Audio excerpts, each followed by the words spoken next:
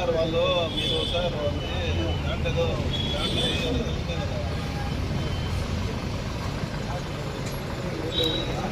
Sir mask కొడుకోవాలా అలా పడుతుందా ఇప్పుడు మధ్యలో సార్ వదిలేండి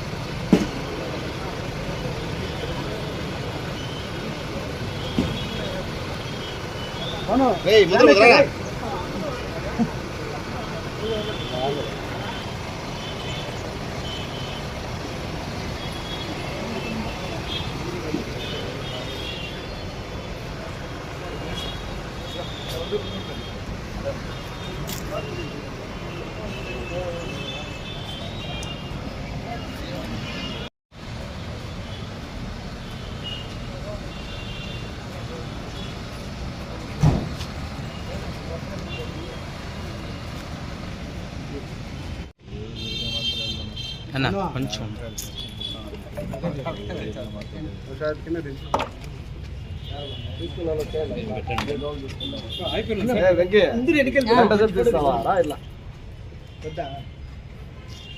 సైడ్లో రెండు మాట్లాడారా అది నేను తీసుకునేనంట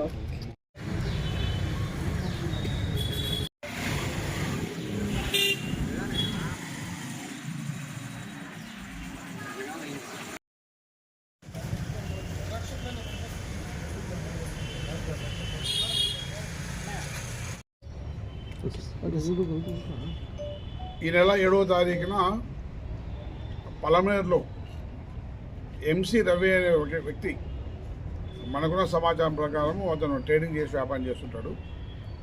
అతన్ని కొద్దిమంది రక్కీ చేసి అతని ఫ్రెండ్స్తో కలిసి పార్టీలో ఉంటే మామిడి తోపులో అక్కడికి వెళ్ళి రక్కీ చేసి వచ్చేటప్పుడు అటకాయించి అతని వెహికల్ ఆపి అతని వెహికల్లో నుంచి అతని బలవంతంగా ఎక్కించుకొని తీసుకొని వెళ్ళి అతని వెహికల్లో మొత్తంగా తిప్పుతూ అతను భయపెట్టి అతని వద్ద నుంచి దాదాపు ₹1 కోటి డబ్బులు డిమాండ్ చేసి తెప్పించుకొని వాళ్ళ దగ్గర నుంచి అతని ఒంటి మీద ఉన్న దాదాపు 900 గ్రాముల బంగారాన్ని వాళ్ళంతా బెదిరించి లాక్కున్నారు అని చెప్పేసి ఫిర్యాదు.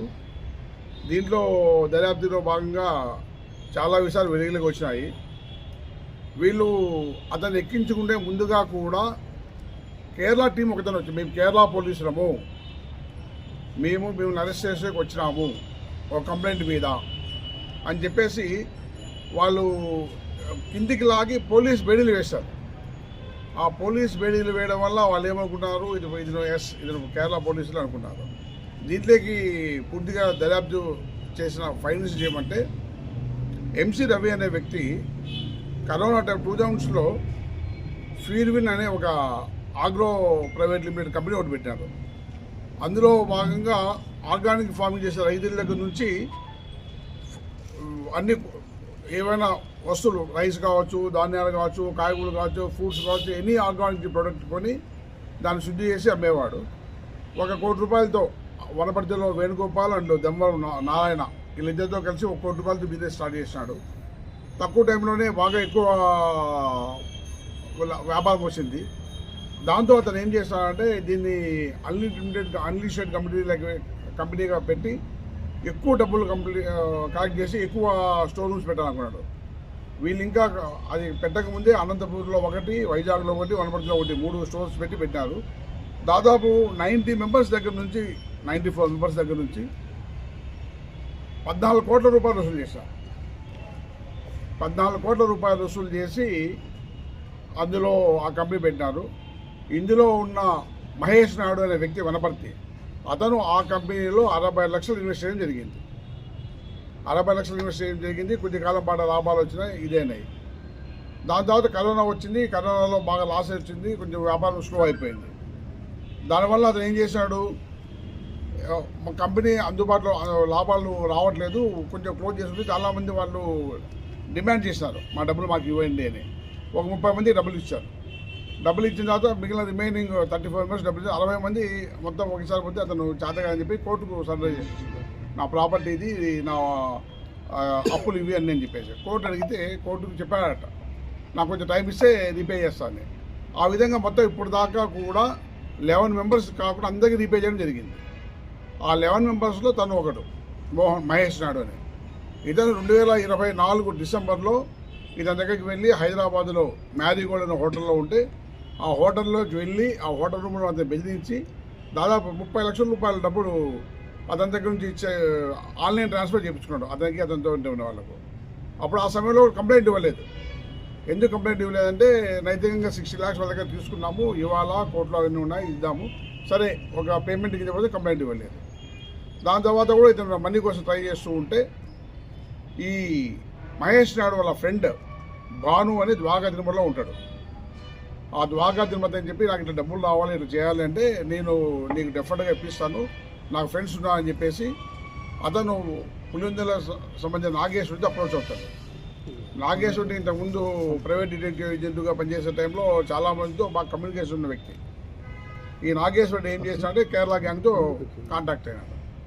అంతా వచ్చి వాడు ట్రేడ్ చేస్తాడు, కొంచెం ఇంతకుముందు 30 lakhs వసూలు చేస్తారు, ఎవరికి కంప్లైంట్ ఇవ్వలేదు, ఈసారి పెద్ద మొత్తంలో కూడా మనము తీసుకున్నా కూడా మనకి ఎటువంటి డోకా ఉండదని చెప్పి ప్లాన్ చేసుకొని 6 vehiclesలో దాదాపు 26 మంది ఏపీ అండ్ కేరళ గ్యాంగ్ వచ్చారు. కేరళ వాళ్ళు వస్తూ పోలీస్ యూనిఫాము, తర్వాత బైడీలు, ఐడి కార్డ్స్ సంథింగ్ అంతా వచ్చి కేరళ పోలీసు లాగా యాక్ట్ చేసి వీళ్ళని తీసుకెళ్ళి ఇతన్ని కారులో తిప్పుతూ బాగా బెదిరించారు. మీ పైన చాలా కేసులు ఉన్నాయి, చాలా రకాలుగా ఉన్నాయి, మీకు ఇకపోతే చంపుతామని చెప్పి.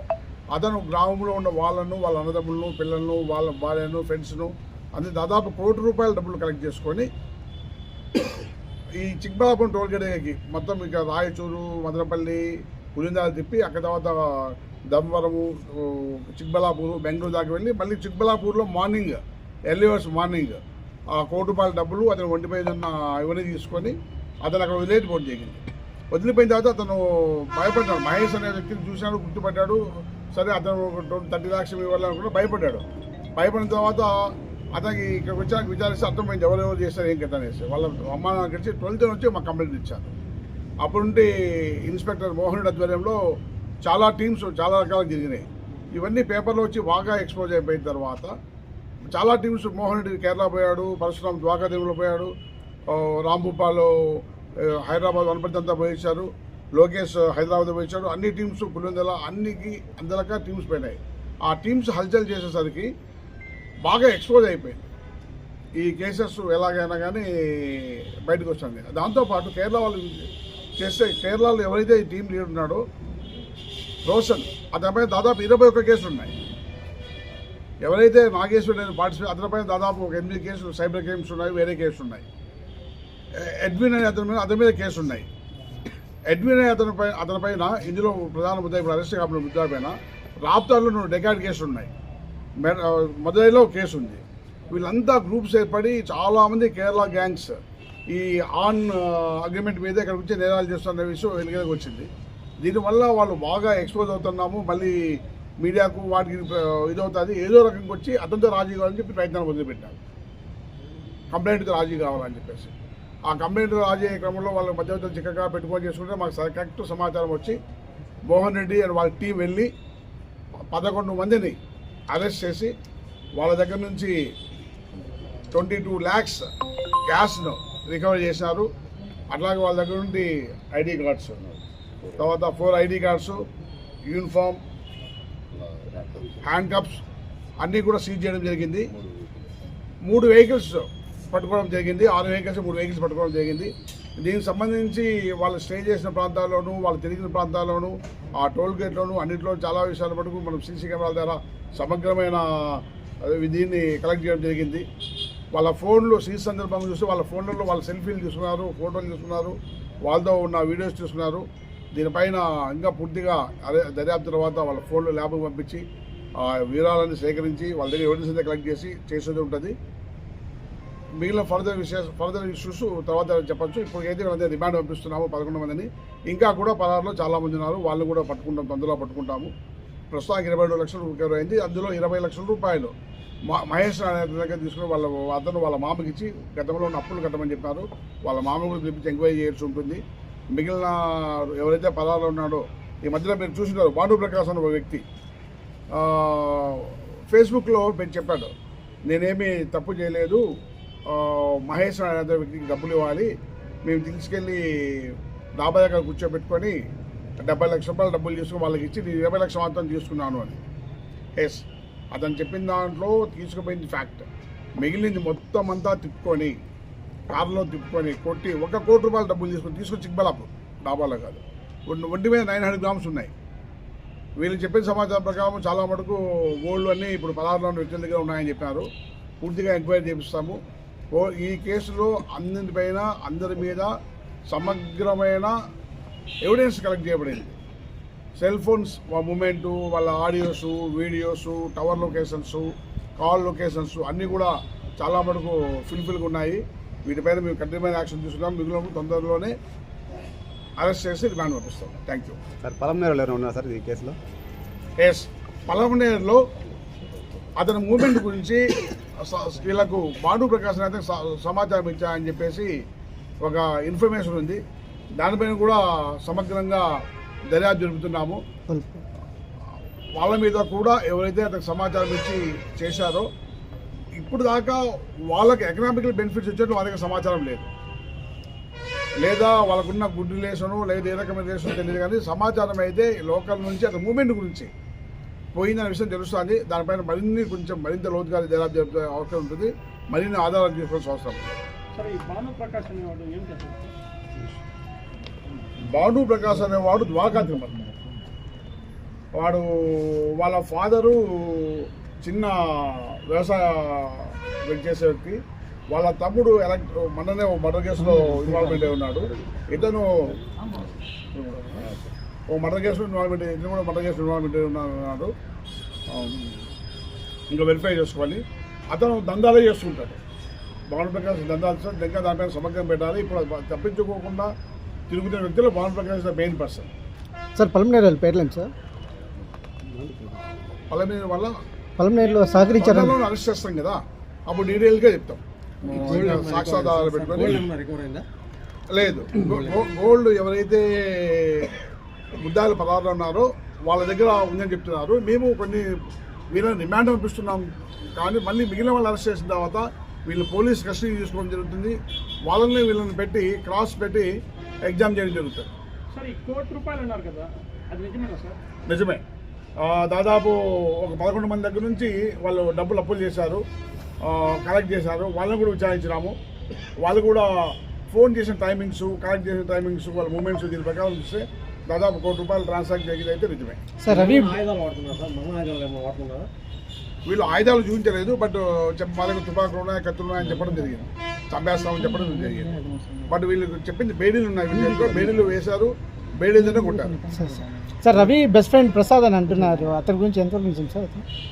I don't know. అతనే సహకరించారని అంటున్నాడు ప్రసాద్. లేదండి, దర్యాప్తులో తెలుస్తుంది. ఇప్పుడు చాలామంది చాలా రకాలు చెప్తారు. ఎవరైతే భానుప్రకాష్ అనే వ్యక్తి ఉన్నాడో అతనికి సమాచారం ఇచ్చారు. భానుప్రకాష్ అనే వ్యక్తి పలార్లో ఉన్నాడు. కాల్ డీటెయిల్స్, టవర్ లొకేషన్స్ ఉన్నాయి. చాలామంది ఈ రోజుల్లో ఫేస్ టైము, వాట్సాప్లు వాడుతున్నారు, చాలా విధులు ప్రదర్శిస్తారు. బట్ ఈవెందో మా దగ్గర కావాల్సిన సమాచారం ఉంటుంది. కరెక్ట్ ఆధారంతో అందరినీ అరెస్ట్ చేస్తాం. అనుమానంతో అయితే ఎవరిని అరెస్ట్ చేయదలుచుకోలేదు.